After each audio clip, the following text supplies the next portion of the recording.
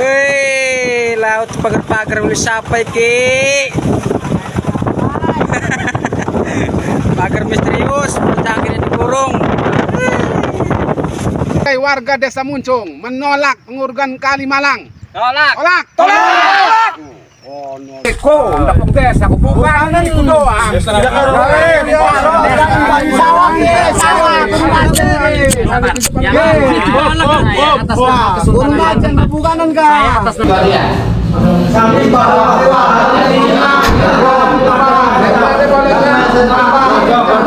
Duduk. Oke, kita dulu.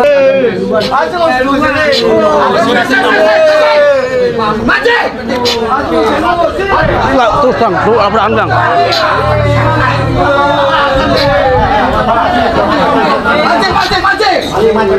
Bang, ramekan.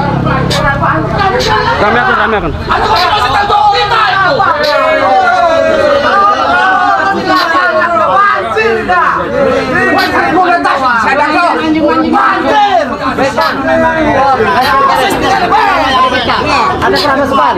Hop. Oke.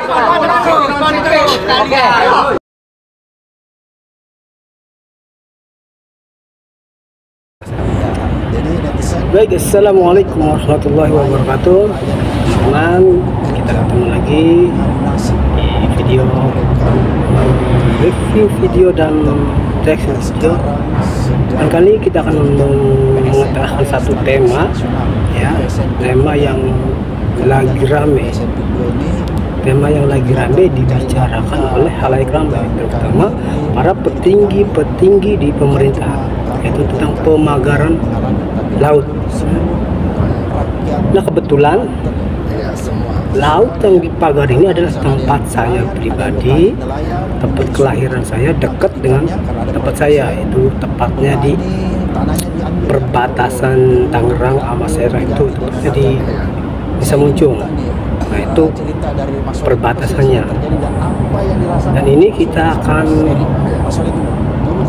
mengetengahkan satu video tentang pembahasan yang dimana ini ada seorang nelayan yang merasa keberatan. Artinya nelayan ini ruang lingkupnya untuk mencari nafkah yang di laut itu merasa terganggu, dan dia diundang oleh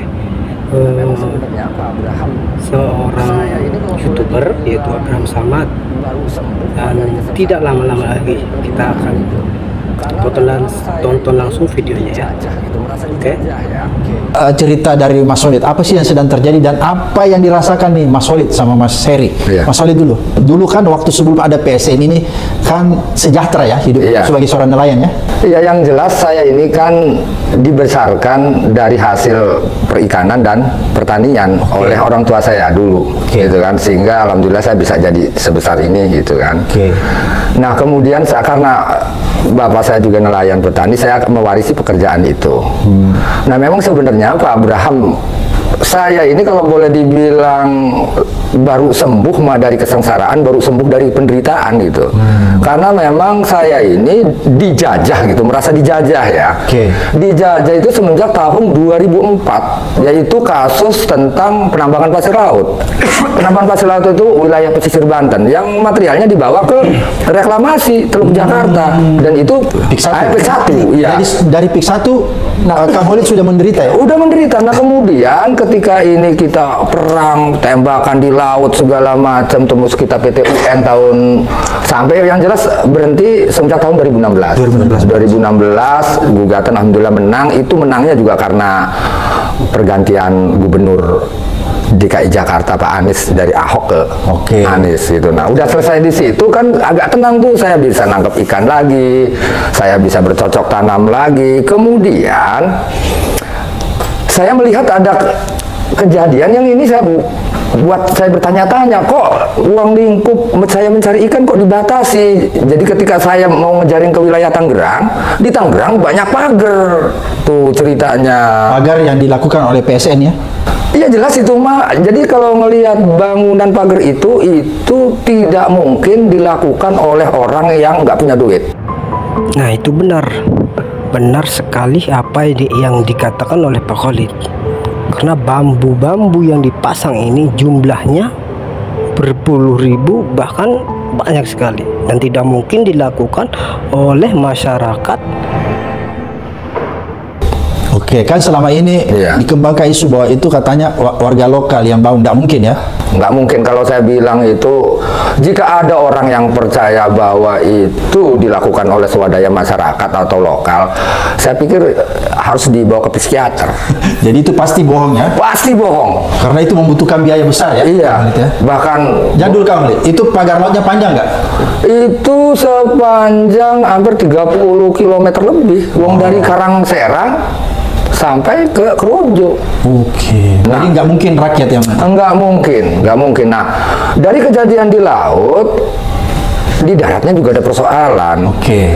Ya persoalannya misalnya penggusuran, orang belum dibayar udah diuruk, teriak kali diuruk, segala macam. Ini kan persoalan. Nah, sampai akhirnya Pak Abraham saya mikir, loh saya ini jangan-jangan dipimpin oleh orang-orang yang kerangka berpikirnya ya itu nggak normal, Pak Abraham. Nggak normalnya begini, lingkaran besar dipaksa dimasukkan ke lingkaran yang kecil. Oke. Itu kan nggak normal. Yang normal itu lingkaran yang kecil harus dimasukkan ke lingkaran yang besar, makanya muat. Oke. Kalau ini mah lingkaran besar dipaksakan masuk, ditelan oleh lingkaran yang kecil. Ini kan nggak normal. Maksudnya kok saya ini bukan sedang diurus oleh negara. Yang anggaplah lingkaran besar itu negara, kedaulatan. Nah, lingkaran kecil adalah korporasi.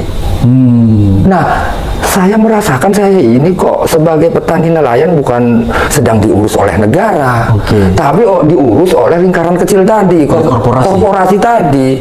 Nah, makanya saya sebagai rakyat, petani nelayan, enggak sudi dipimpin oleh korporasi.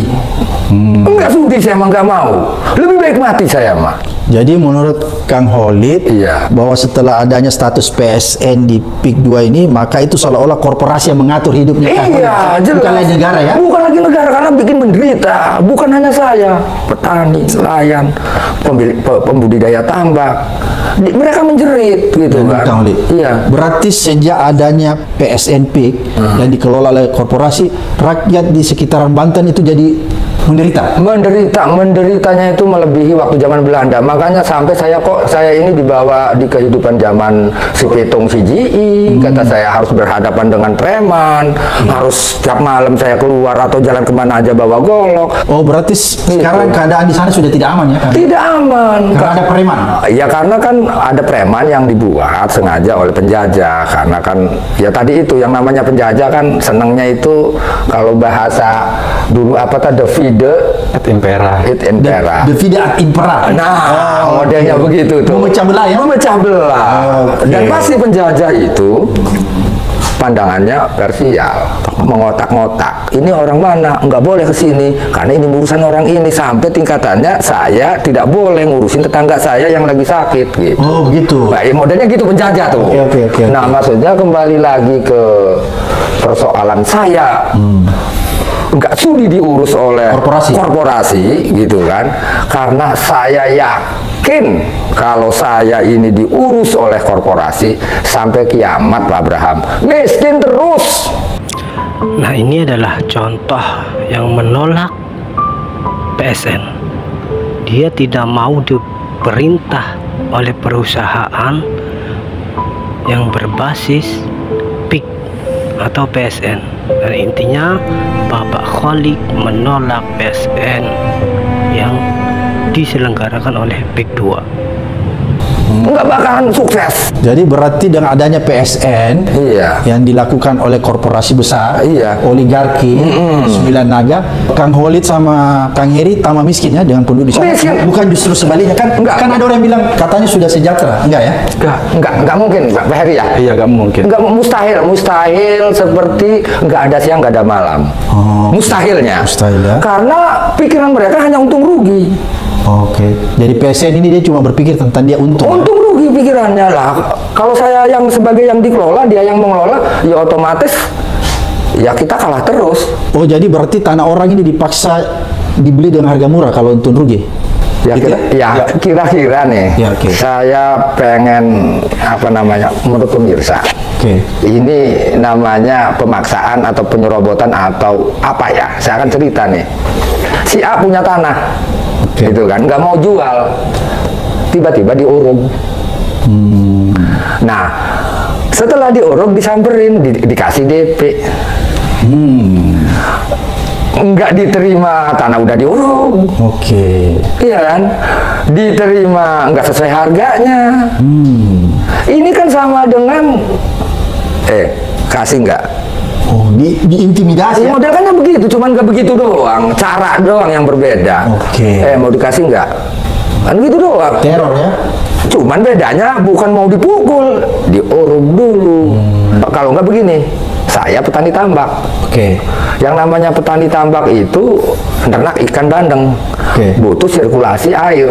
Lah, tempat sirkulasinya diurung sungainya.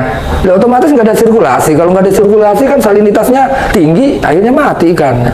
Nah, kira-kira kalau terus-menerus begitu, nanam lagi mati lagi ikannya, nanam lagi, waduh, ini nggak bisa dikelola nih tambak. Tiba-tiba datang, dah dibeli aja, dijual aja, ya jual lah, pusing. Terus dibeli murah itu ya? Dibeli murah 50.000 per meter. Itu masih mahal 50.000 ya. Ya, kalau sampai ke tangan yang punya itu 50.000 nggak atau sudah terpotong-potong? Kalau saya mengetahui data yang ada, saya menemukan.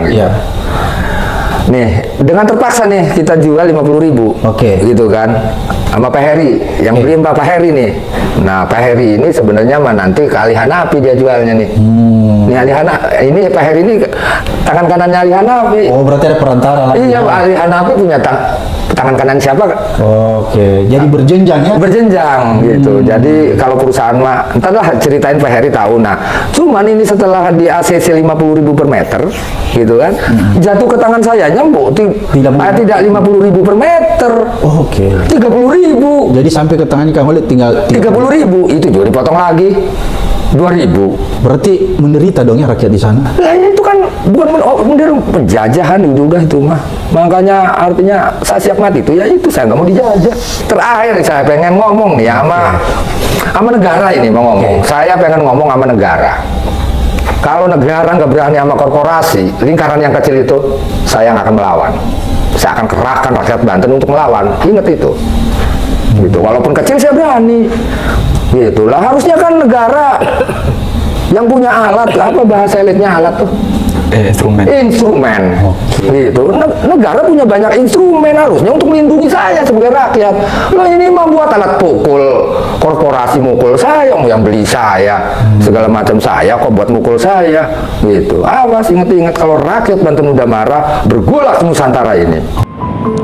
Betul sekali apa yang dikatakan Pak Khalid, dan ini seharusnya menjadi tugas negara, tugas pemerintahan yang harus turun tangan membantu masyarakat sekitar pesisir pantai. Gitu. Jadi menurut Kang Holid seharusnya negara ini hadir memberi kesejahteraan dan melindungi rakyat di Banten termasuk Kang Holid, tapi ini sebaliknya. Sebaliknya. Harusnya kewajibannya kan itu. Iya, harus mensejahterakan rakyat. Keadilan sosial bagi seluruh rakyat Indonesia katanya kan begitu. Lah ini mah diserahin ke korporasi. Kok ini perusahaan ini menyerap tenaga kerja sekian 1.500 membantu ekonomi masyarakat. Bohong. Tai kucing. Kalaupun ada menyerap tenaga kerja, itu cuma lapangan kerja yang ada di level bawah ya? Lah, ini paling ke tukang parkir, security, paling gitu. juga, iya. Cleaning service. Paling banter cleaning service. Nah, kita hitung tambak, laut, gitu kan. Penghasilannya. Padi, gitu. Di situ, kalau masalahnya ngomong padi nih, yang ngomong sawah, di situ ada tukang ngegebot, di situ ada kuli ngoyos, dan bukan satu orang. Sesawah itu kalau 1 hektar tuh bisa 50 orang, 20 orang. Ada tukang ngelektor, ada pedagang pupuk, ada kuli angkut padi.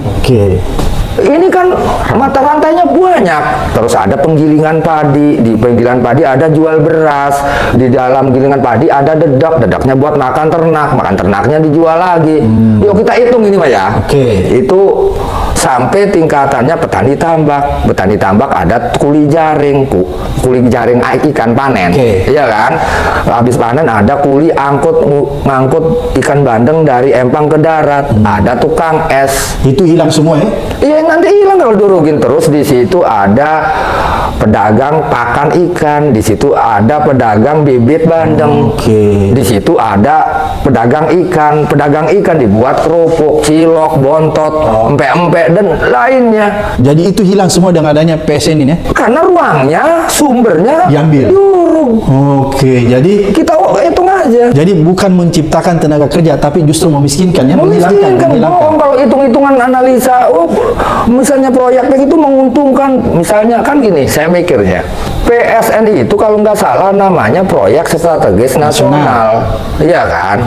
Anggaplah mau dibangun misalnya wisata atau jembatan atau tol atau apalah namanya, yang namanya nasional itu ya harus umum, kepentingan semua orang. Semua orang umum. Tol misalnya itu bukan nasional. Ngomong misalnya apa namanya? Kalau waduk itu boleh lah ya, waduk kepentingan. Pokoknya yang gratis itu nasional. Kalau masih masuknya bayar, ada orang nggak punya duit nggak bisa masuk, bukan nasional. Itu mah perusahaan. Itu perusahaan yang aku harga 1.500 jadi 2.000, 5.000. Jadi berarti keberadaan PSN di PIK 2 ini korporasi mencari keuntungan ya? Udah mencari keuntungan dan memiskinkan rakyat di sana. Udah penyembah berhala aja. Udah.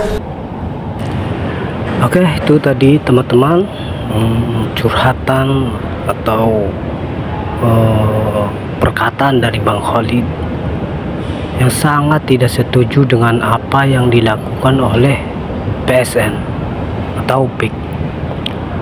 Dan mudah-mudahan kedepannya pagar laut bisa dicabut dan kali-kali yang diuruk bisa dibenahi lagi agar perairan atau aliran kali dari laut itu bisa lancar dan masyarakat sekitar bisa mencari nafkah dengan tenang. Oke teman-teman, sampai di sini dulu review video dan reaction video kita kali ini. Mudah-mudahan ada hikmah yang bisa diambil dari video ini. Kita ketemu lagi di video berikutnya. Jangan lupa like, comment, subscribe di channel ini agar tidak ketinggalan video-video dari kami berikutnya. Assalamualaikum warahmatullahi wabarakatuh.